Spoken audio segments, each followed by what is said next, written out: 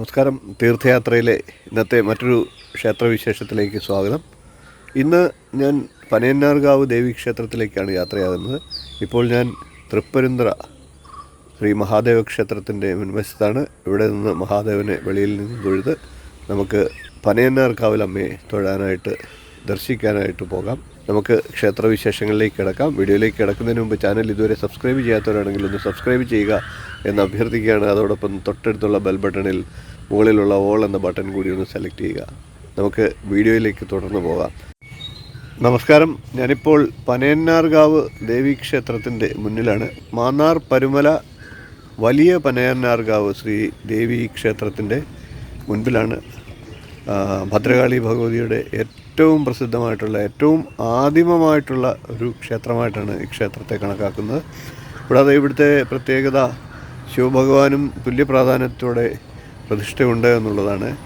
അതുകൂടാതെ ഇവിടുത്തെ ഏറ്റവും വിശേഷമായിട്ടുള്ള പ്രത്യേകത സാക്ഷാൽ കടമറ്റത്ത് കത്തനാർ കള്ളിയങ്കാട്ട് നീലിയെ കുടിയിരുത്താൻ ഏറ്റവും ശക്തിമത്തായ ക്ഷേത്രം അന്വേഷിച്ച് ഇവിടെയാണ് എത്തിയതും ഇവിടെയാണ് യക്ഷിയമ്മയെ കുടിയിരുത്തിയതുമൊക്കെ. ഇവിടെ കളിയങ്കാട്ട് നീലി യക്ഷിയമ്മയ്ക്ക് ഇപ്പോഴും വളരെ പ്രശസ്തമായിട്ടുള്ള വഴിപാടുകൾ നടക്കുന്നുണ്ട്.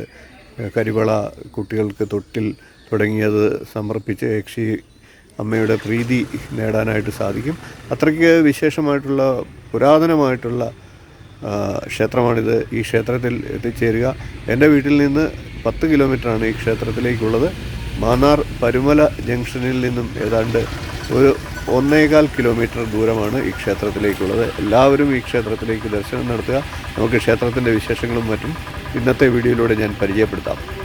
പരുമല വലിയ പനയന്നാർകാവ് ദേവീക്ഷേത്രം കേരളത്തിലെ ഭദ്രകാളി ക്ഷേത്രങ്ങളിൽ വെച്ച് ഏറ്റവും പ്രധാനപ്പെട്ട 3 ക്ഷേത്രങ്ങളിൽ ഒന്നായിട്ടാണ് പത്തനംതിട്ട ജില്ലയിലുള്ള പരുമലയിൽ സ്ഥിതി ചെയ്യുന്ന പനയന്നാർകാവ് ദേവീക്ഷേത്രം അഥവാ പനയന്നാർകാവ് മഹാദേവ ക്ഷേത്രം അറിയപ്പെടുന്നത്. മലബാറിൽ തിരുവിതാംകുന്നും കൊച്ചിയിലെ കൊടുങ്ങല്ലൂരും തിരുവിതാംകൂറിൽ പനയന്നാർകാവും ഏകദേശം തുല്യ പ്രാധാന്യത്തോടെ കരുതിപ്പോരുന്ന പഴയകാല ക്ഷേത്രമാണ്. മുഖ്യപ്രതിഷ്ഠ ശ്രീ ഭദ്രകാളിയാണ്.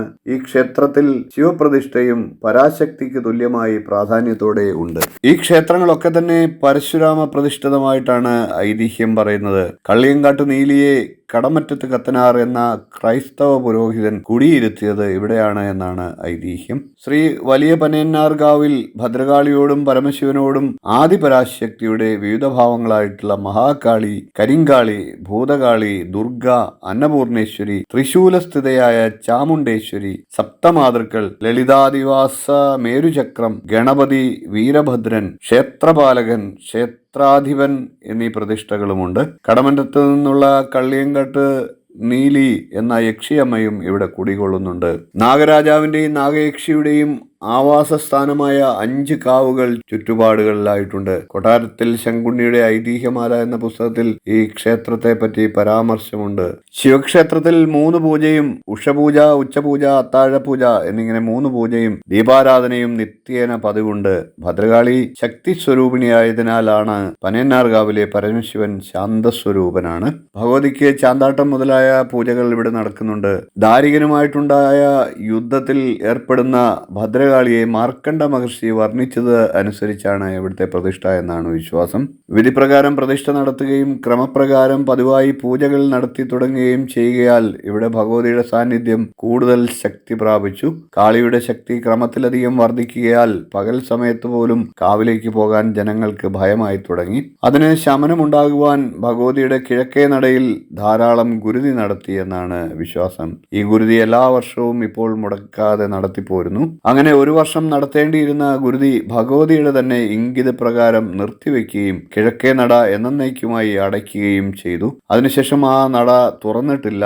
രാമയ്യൻ ദളവ ചെമ്പകശ്ശേരി ആക്രമിച്ച് രാജ്യം പിടിച്ചെടുത്തു കഴിഞ്ഞ് പനയന്നാർകാവ് ക്ഷേത്രത്തെക്കുറിച്ച് അറിയുകയും അമ്പലപ്പുഴ ദേവനാരായണൻ മഹാരാജാവ് ഭഗവതിക്ക് നൽകിയിട്ടുള്ള ആഭരണങ്ങൾ കണ്ടുകെട്ടാൻ ഉത്തരവിടുകയും ചെയ്തു. അതിനുശേഷം അദ്ദേഹത്തിനുണ്ടായ ദേഹാസ്വസ്ഥ്യങ്ങൾ മൂലം ദളവയ്ക്ക് തന്റെ തെറ്റു മനസ്സിലാവുകയും പ്രായശ്ചിത്തമായി മാർത്താണ്ഡവർമ്മ മഹാരാജാവിനെ കൊണ്ടുതന്നെ നിലവും പുരയിടവും ക്ഷേത്രത്തിലേക്ക് കരമൊഴിവായി പതിച്ചു കൊടുപ്പിച്ചു എന്നും ഐതിഹ്യം പറയുന്നു. മാർത്താണ്ഡവർമ്മ ക്ഷേത്രത്തിലേക്ക് കൊടുത്ത പുരയിടം ഏകദേശം 6 ഏക്കർ ഉണ്ട് എന്നാണ് പറയുന്നത്. ഇതിലേക്ക് ചീട്ടെഴുതി തുല്യം ചാർത്തിയത് കൊല്ലവർഷം 926 ആണ്ട് മീനമാസം 11 തീയതിയാണ്. പനയന്നാർകാവിൽ പടിഞ്ഞാറോട്ട് ദർശനം നൽകിയാണ് പ്രധാന ക്ഷേത്രമായിട്ടുള്ള ശിവക്ഷേത്രം നിർമ്മിച്ചിരിക്കുന്നത്. തിരുമാന്താംകുന്നിലും കൊടുങ്ങല്ലൂരിലും കിഴക്കോട്ടാണ് ശിവക്ഷേത്ര ദർശനം.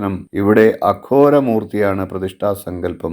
ഈ 3 ക്ഷേത്രങ്ങളിലെയും പ്രതിഷ്ഠ നടത്തിയത് പരശുരാമനാണ് എന്നാണ് ഐതിഹ്യം. പനയന്നാർകാവിൽ പടിഞ്ഞാറ് വശത്തുകൂടി പുണ്യനദിയായ പമ്പാ നദി ഒഴുകുന്നുണ്ട്.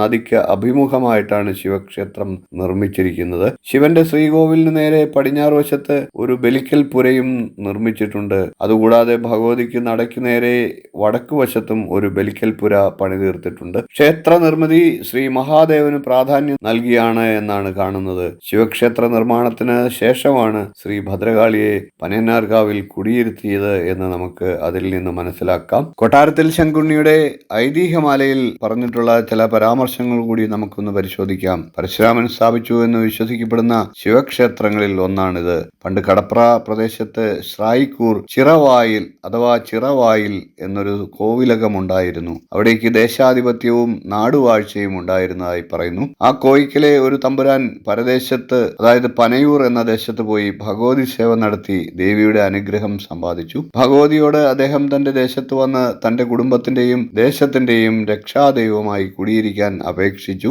അങ്ങനെ പരാശക്തി അദ്ദേഹത്തിനൊപ്പം പോരുകയും അങ്ങനെയാണ് ക്ഷേത്രം ഉൽപ്പത്തി ഉണ്ടാകുകയും ചെയ്തത് എന്നാണ് വിശ്വാസം. അദ്ദേഹം പിന്നീട് കടപ്രദേശത്ത് പമ്പാ നദിക്കരയിൽ പരശുരാമനാൽ പ്രതിഷ്ഠിക്കപ്പെട്ട 108 ശിവക്ഷേത്രങ്ങളിൽ ഒന്നായ പരുമല ശിവക്ഷേത്രത്തിനരികെ ദേവിയെ സപരിവാര സമേതം പ്രതിഷ്ഠിക്കുകയുണ്ടായി. ശിവക്ഷേത്രത്തിന്റെ ശ്രീകോവിലിന് തെക്കുവശത്ത് തിടപ്പള്ളിയുടെ സ്ഥാനത്ത് മാതൃശാലയോട് ചേർന്ന് കിഴക്കോട്ട് ദർശനമായാണ് ഭഗവതിയെ ആദ്യം പ്രതിഷ്ഠിച്ചത്. ദാരികവധോദ്യുക്തമായി ഏറ്റവും കോപത്തോടുകൂടി യുദ്ധഭൂമിയിൽ നിന്നിരുന്ന ആ ധ്യാനത്തോടുകൂടിയായിരുന്നു ഭദ്രകാളി പ്രതിഷ്ഠ ഇവിടെ സങ്കല്പിച്ച് പ്രതിഷ്ഠിച്ചത്. ആ പ്രതിഷ്ഠ അവിടെ അത്യുഗ്രമൂർത്തിയായി തീരുകയും പിന്നീട് ഭഗവതി പ്രതിഷ്ഠ വടക്കോട്ട് ദർശനമായി ഒന്നുകൂടി പ്രതിഷ്ഠിച്ചു എന്നുമാണ് ഐതിഹ്യമാലയിലും മറ്റും പറയുന്നത്. അത് ദാരികവധാനന്തരം കാളി രക്താഭിഷിക്ത ശരീരത്തോടുകൂടി കോപ വേപിത ഗാത്രിയായി യുദ്ധഭൂമിയിൽ നിന്നിരുന്ന ധ്യാനത്തോടും കൂടിയായിരുന്നു അവിടുത്തെ പ്രതിഷ്ഠാ സങ്കല്പം. അതുകൊണ്ടാണ് വടക്കോട്ട് ദർശനമായി പിന്നീട് പ്രതിഷ്ഠിച്ചത് എന്നാണ് വിശ്വാസം.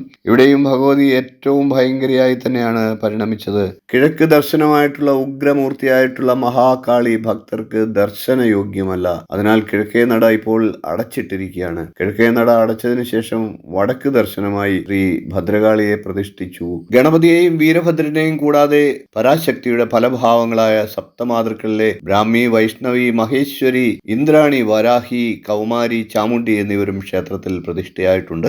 അതീവ ശക്തിയുള്ള ഇവിടുത്തെ പരാശക്തിയെ ഏവരും ദർശിക്കുക. പരാശക്തിയുടെ അനുഗ്രഹം ഏവർക്കും ലഭിക്കട്ടെ. അതിമനോഹരമായിട്ടുള്ള വൃക്ഷലതാദികളാൽ സമ്പന്നമാണ് ഇവിടുത്തെ ക്ഷേത്രം. പഴമയുടെ മനോഹാരിത വിളിച്ചോതുന്ന ഈ ക്ഷേത്രത്തിൽ നിങ്ങൾ ഒരിക്കലെങ്കിലും ഒന്ന് ദർശനം നടത്തുക. മാന്നാർ വലിയ പനയന്നാർകാവ് ദേവീക്ഷേത്രത്തിൻ്റെ വിശേഷങ്ങൾ, ഐതിഹ്യവും ചരിത്രവും മറ്റും നിങ്ങൾക്ക് പ്രാധാന്യവും മറ്റും നിങ്ങൾക്ക് മനസ്സിലായി എന്ന് വിശ്വസിക്കുന്നു. വീഡിയോ ഇഷ്ടപ്പെട്ടെങ്കിൽ ഒന്ന് ലൈക്ക് ചെയ്യുക, ഷെയർ ചെയ്യുക, ചാനൽ ഒന്ന് സബ്സ്ക്രൈബ് ചെയ്യുക, നിങ്ങളുടെ അഭിപ്രായം കമൻറ്റായിട്ട് അറിയിക്കുക. ഇനിയും നമുക്ക് ഇതുപോലുള്ള നല്ല നല്ല ക്ഷേത്രവിശേഷങ്ങളുമായി വീണ്ടും കാണാം. നന്ദി, നമസ്കാരം, ശുഭദിനം.